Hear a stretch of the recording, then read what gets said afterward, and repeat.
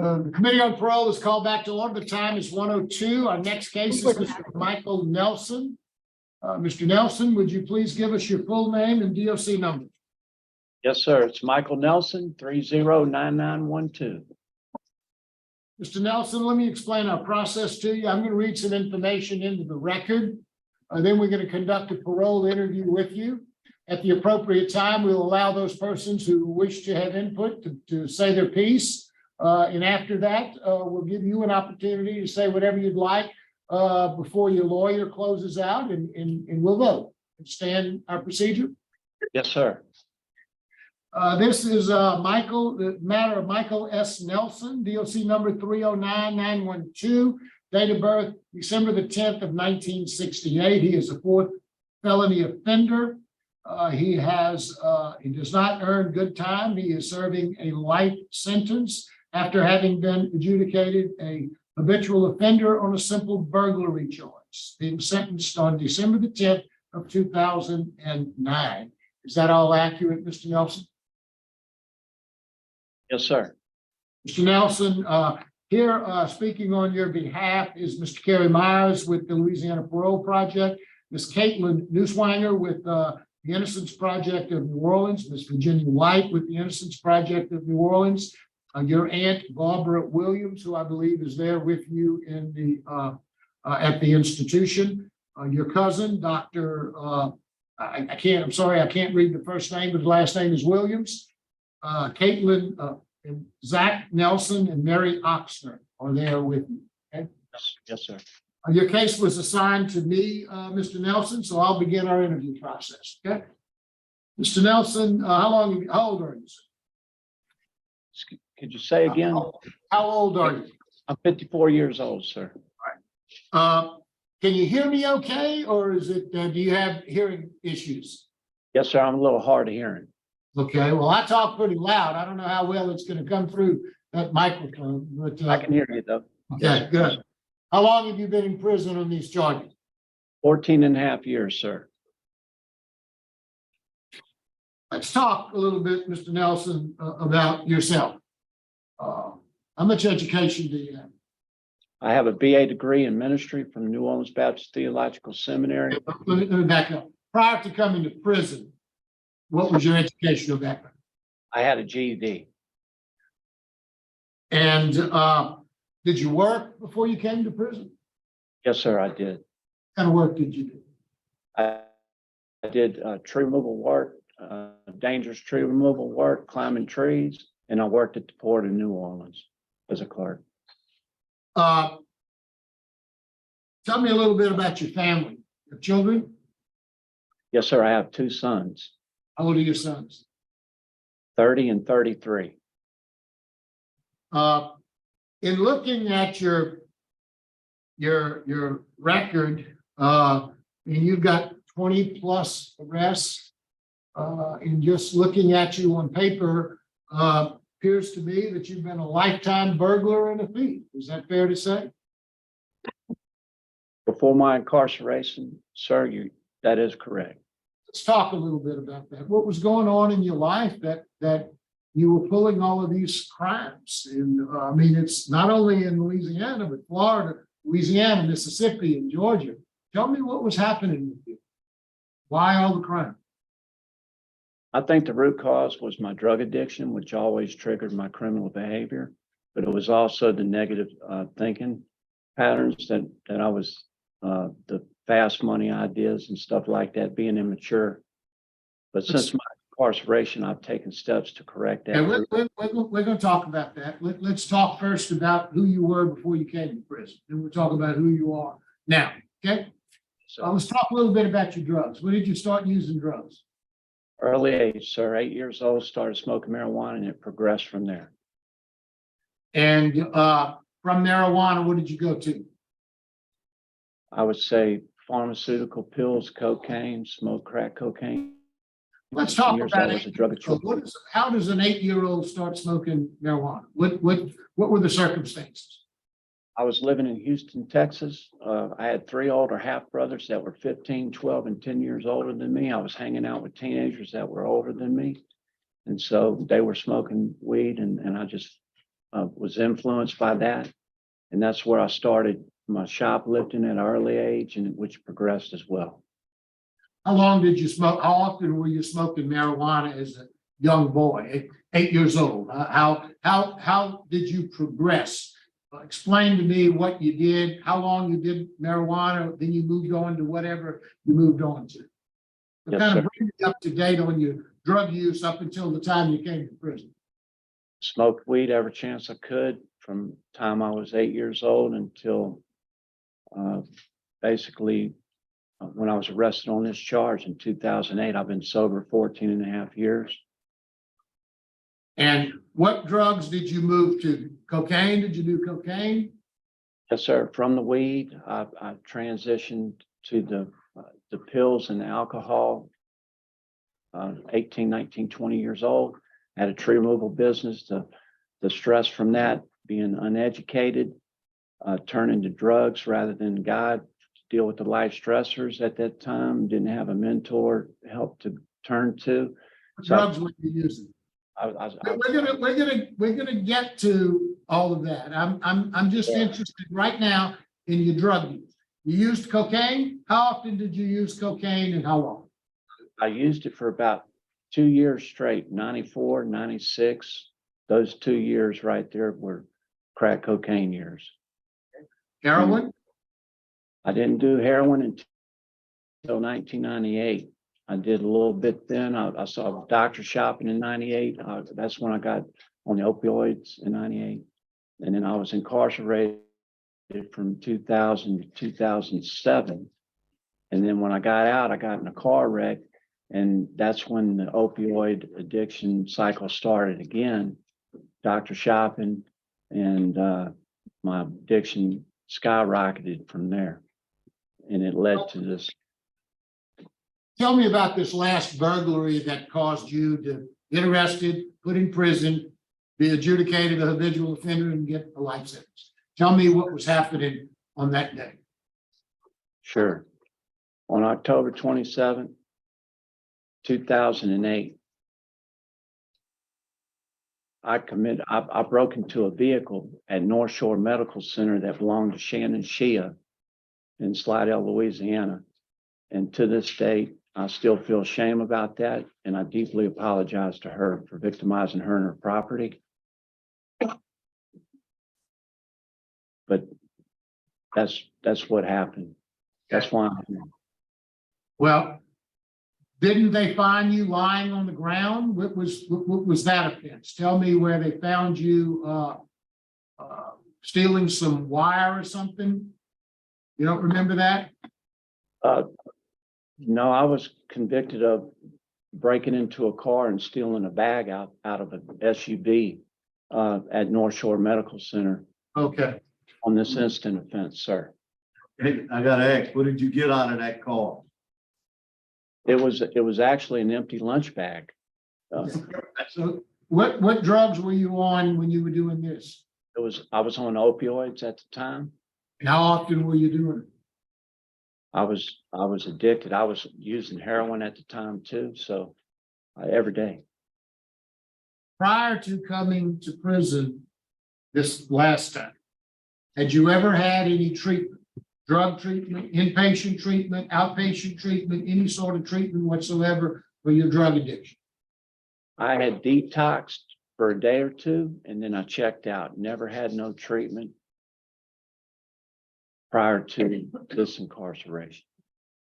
Now, the time that you were in prison, I think you said from 2000 to 2007, is that right? Yes, sir. Okay. Where were you in prison at? I was at Hunts. I was at LaSalle Correctional Center, Concordia Correctional Center, WCI, Beauregard, Fort Wade, Winfield, and DCI. Were you able to take any kind of programs there? Not that I can recall. I took 100 hours at DCI at the tail end of my sentence there, and but I don't remember taking any drug intensive substance abuse treatment class. Now, when you got out, you said you got in an automobile accident, you went back to drugs. How long had you been out before you got in the automobile? About 3 or 4 months, sir. Were you sober during those 3 or 4 months? No, sir, I was not. So you were still using, as soon as you got out, you went back to using drugs. Yes, sir, I did. So now let's talk about what you've done while you've been in prison this time. Okay? I know you're in the STAR program, and we're going to talk about that in just a little bit. What programs have you taken besides the STAR program having to do with substance abuse that sort of got you on the track? Yes, sir. I completed the Living in Balance Part 1 and 2. I completed Celebrate Recovery. And I took the 12-stepping program with Sober Group 3 times. And I've been in STAR drug program for over a year. Those are the programs that I've taken to address my substance abuse issues. Now, I have received the letters from the STAR program and how well you're doing and all of the things that you've accomplished there. And you've been in that program for a year now.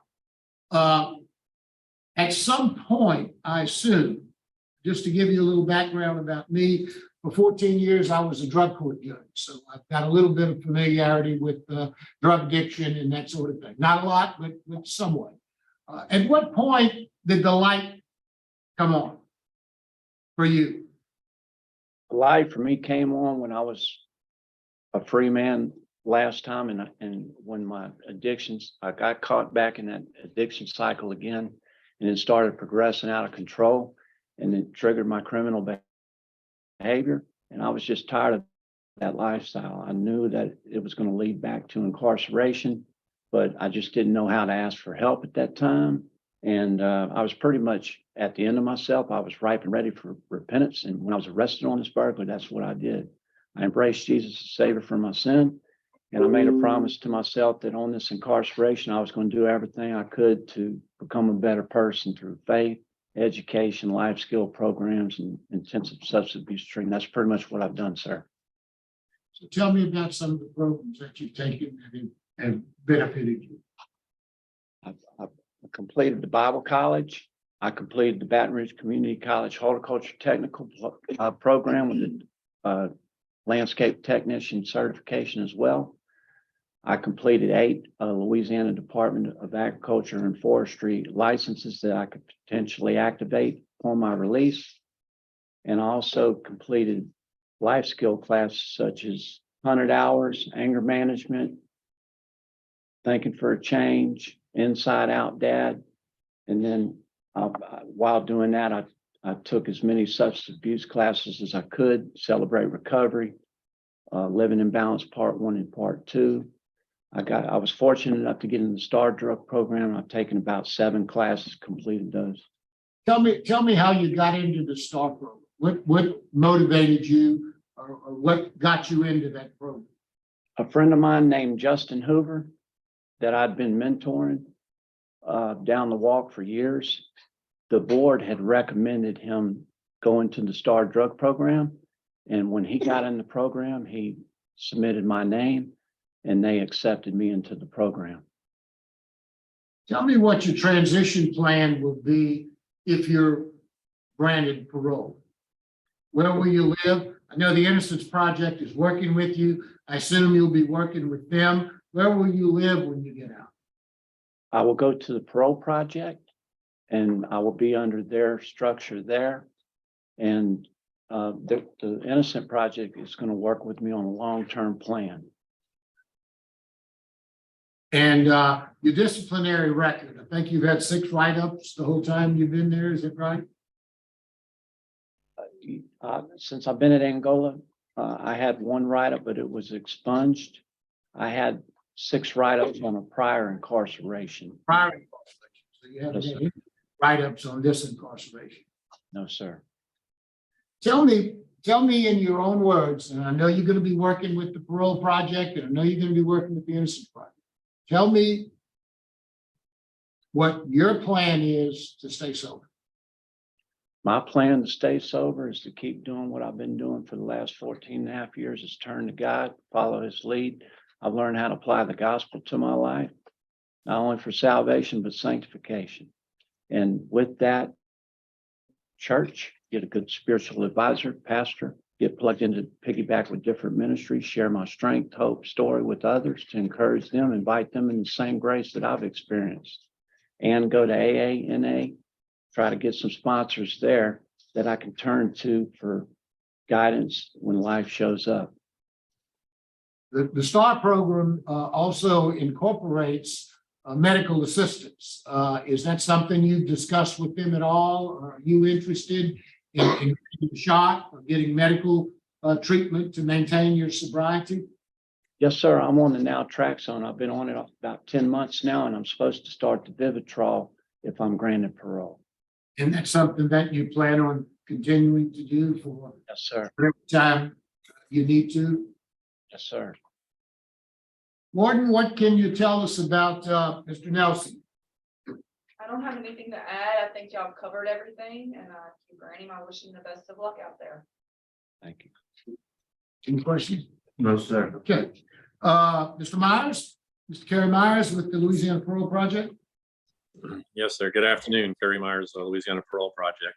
Mr. Nelson presents a little bit of a different case for us. He is a lifer under and eligible for parole under Act 122, which we were significantly involved in that process. While he's in this incarceration, he's got just at 15 years. His parole eligibility date is in November. Parole Project is accepting Mr. Nelson into our program. We want to be able to offer him the benefit of our services, particularly with our social worker, evaluating him working with IPNO on his long-term plan, collaborating with them, providing him with the transition services that he needs, connecting him to the AA, to the services, to his medical services, and allowing him to essentially have that decompression time while our program provides him with the tools that he'll need on this transition. 15 years is not normal as far as our program goes, but since he does have a life sentence, his needs are very similar to our clients, to every other client. And we know that the services and the programs that we have, and particularly the peer mentorship, will benefit him. And again, we've been working with his family. We'll collaborate with IPNO on his release should he get granted today in November. And we want to support Mr. Nelson through his transition. Thank you, Mr. Myers. We appreciate your comments. Ms. Virginia White. Yes, sorry. So we work closely with Mr. Nelson to develop a plan that fits his needs and his goals. So each reentry plan that we develop is specific to each client, individualized to the concerns and the needs based on their assessment. And as a result, we've identified additional resources and direct services for Mr. Nelson to create a strong safety net. His residential plan is in St. Tammany, and this will be helpful because he'll also be receiving direct support with the Louisiana Prisoner Reentry Initiative. And through this local support, as Mr. Kerry has already explained, he'll have an intense support where he's at. Mr. Nelson is committed to his recovery. He's addressed the shame, the guilt. He's went through acceptance and acknowledgments of his actions and how it has had an impact on his behavior. He's come from nearly a lifetime of addiction. So to maintain sobriety, he's gained a whole new perspective on life. He's made exceptional progress through attending different programs, discussing relapse prevention, criminal and addictive thinking, and release and reintegration. So we'll stay in close contact to make sure we have intense communication and monitoring any changes that need to be made to his medical treatment, and stay on top of those concerns and to anticipate any changes. He plans to live in Pearl River with his friend Dave Border, where he will also be able to have immediate employment working for his tree removal company. And he's already explained that he has prior experience with this. We're excited about the relationships that he has been able to maintain with his sons and with his aunt throughout his incarceration. And we definitely look forward to their reunion if he's granted a release. Overall, we're confident between Mr. Nelson working with us and other support agencies in his area and his attendance to NA meetings and the services he'll receive and support from family, that he'll be able to successfully rebuild his life and comply with the conditions of the release. Thank you. Thank you very much. Now, hear from his aunt, Ms. Barbara Williams. Ms. Williams, or Stay right there, Ms. Paul. You don't have to move. They can hear you. I've known, we've always known him as Scotty, his nickname, but Michael Nelson, all of his life. He's lost his father, he's lost his mother, who's my sister, and he's lost his sister since he's been incarcerated. And they were all hoping for the day when he could re-enter life in the changes he's made since he's been here at Angola. And he was always a loving boy when he was coming up, and he played with my children. I think that you see that in my letter. And so I've known him all of his life, and I'm so thankful for the changes that he's made here. And I've been in close contact with him through the phone and different things. I haven't visited here because it's a long way for me to come, but I would have come more if I could have. But he has made such a change from the life that he had before. And even as a little boy, when he made some bad choices with his older half brothers, he struggled, but he has really, I'm so proud of him, and I'm asking you to give him a chance, because he has really changed his whole life in these years he's been here. And thank you. thank you very much for your comments, ma'am. Mr. Nelson, is there anything you'd like to say before we turn it over to Ms. Newswine? Yes, sir. First of all, I'd like to thank this board for this opportunity to apologize to my victim, Shannon Shea, and also the previous victims referenced to my prior convictions. To this day, I still feel shame and remorse for victimizing them and their property. It should have never happened, and I deeply apologize to them. Also, I'd like to apologize to my family, my community, and to law enforcement for the ripple effect that my past criminal behavior has had on them as well. Since my incarceration, I've taken numerous steps to become a better person and fix myself through faith, education, life skill programs, and intensive substance abuse treatment. And I know that if I'm allowed this opportunity to make parole, that I will be a law-abiding, productive citizen, because I know how important it is to follow the rules of society. I plan on getting plugged into a good church and to a good support system with AA and NA, with the Innocent Project, to help me develop a plan for the future. And it is my prayer that this board would just allow me this opportunity to return to society. Thank you very much. Thank you very much. Ms. Newswine, would you like to wrap it up for us, please? Yes, thank you. Good afternoon. My name is Caitlin Newswanger. I'm a staff attorney with the Unjust Punishment Project and Innocence Project New Orleans. I just wanted to start off by kind of clarifying some of the residence plan for Mr. Nelson. I'm sure you might be a little confused. So there seems to have been some miscommunication.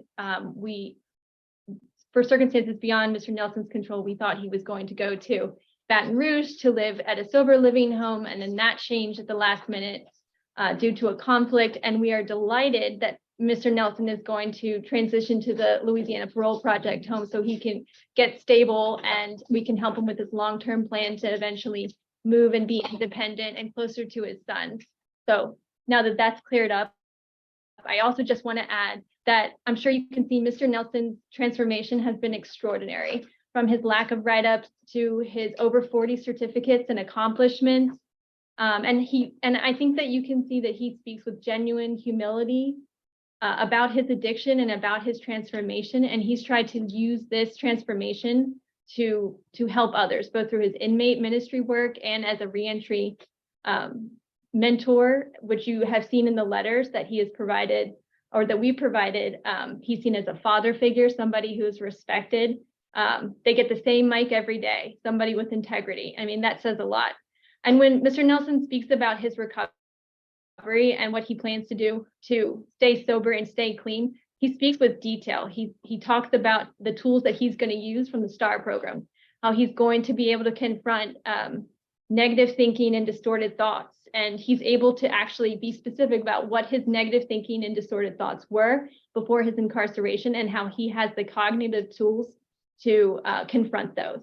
And in light of Mr. Nelson's extraordinary prison record, his support system that you can see here and from the Parole Project and from our client services with Dr. Virginia White, we just respectfully request that you would grant Mr. Nelson's parole today. Thank you. Thank you very much. Any questions? Ready to vote? Yes. Mr. Nelson, you know, I see the difference, obviously, in who you are as you sit here today than who you were when you came into prison. I think I mentioned to you earlier that I was a drug court judge for 14 years. Very often at our graduations, I would tell candidates for graduation, you know, when you came in, you had a lot of problems. You go back out there, those problems are still there. You've changed, but the world hasn't changed. All of those things out there that caused you to do what you do, they're still there. They're still constant. So it's a lifelong fight that you have on your hands. And it sounds like you equipped yourself to be able to do that.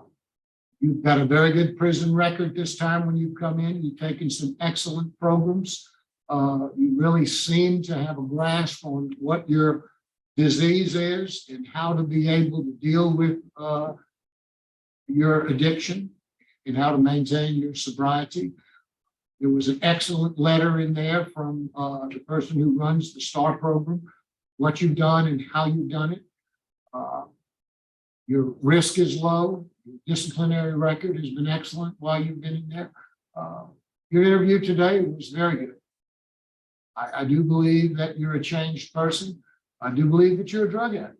I do believe that there are going to be problems around a lot of corners. So you need to maintain your sobriety, maintain the attitude that you've had for the last probably 6, 7, 8 years while you've been in prison. So having said all of those things, my vote today would be to grant your parole to the Louisiana Parole Project, to follow with the following conditions, that you follow all the recommendations of the STAR program, including reporting back to them for their feedback in those things. Take the medication as they advise you to do. Also, work with the Innocence Project of New Orleans. They're going to work with you as well. I want you to attend 3 AA meetings per week, curfew from 9 p.m. to 6 a.m. And follow all the rules of the Louisiana Parole Project. I'm one of 3 votes, and that's my vote. So, Mr. Roche. Thank you, Mr. Marabella. First of all, Mr. Nelson, you had a great interview. You were truthful. You were just a great interview. And that's what I look for in an individual who is stable, who is just very truthful when he's speaking to the panel. In accordance with the provisions of Act 122, which gives you parole eligibility, I look for a couple of things. I look for good conduct record, and you have a good conduct record. You have no disciplinary write-ups since incarceration. I look for good programming. You have excellent programming in the area of substance abuse, which was your problem and the cause of all of your other crimes. and you completed Living in Balance, Celebrate Recovery, and you've done very well in the STAR program. You have an excellent transition plan to the Louisiana Parole Project and then to Pearl River, Louisiana.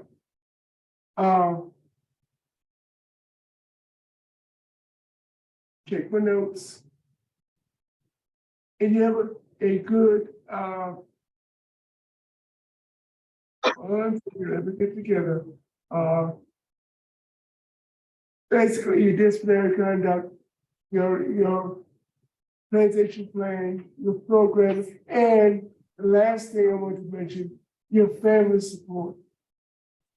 Your aunt's statement was very impressive. I was moved by her statement. We called you a loving boy, and she's been with you all of your life. So based on everything I've just declared, I'm going to grant your early release. Good luck. Thank you, sir. Freeman? Okay, I agree with everything my colleagues have said. I'm not gonna repeat them. The one thing I will tell you is, as I told the guy before you, you're backing light. Okay. You mess up again, you come before a board and they're gonna see that you were revoked while on parole. And I don't think you'll get another opportunity like this, so take advantage of it. Listen to the people at the Parole Project, the Innocent Project, and call when you need help. If you can't get your sponsors, call your probation. Yes, sir. Vote is also the grant. Mr. Scott, Mr. Nelson, you have received 3 votes to grant your parole under the conditions that we've outlined. So good luck to you. Thank you. Thank you. Congratulations.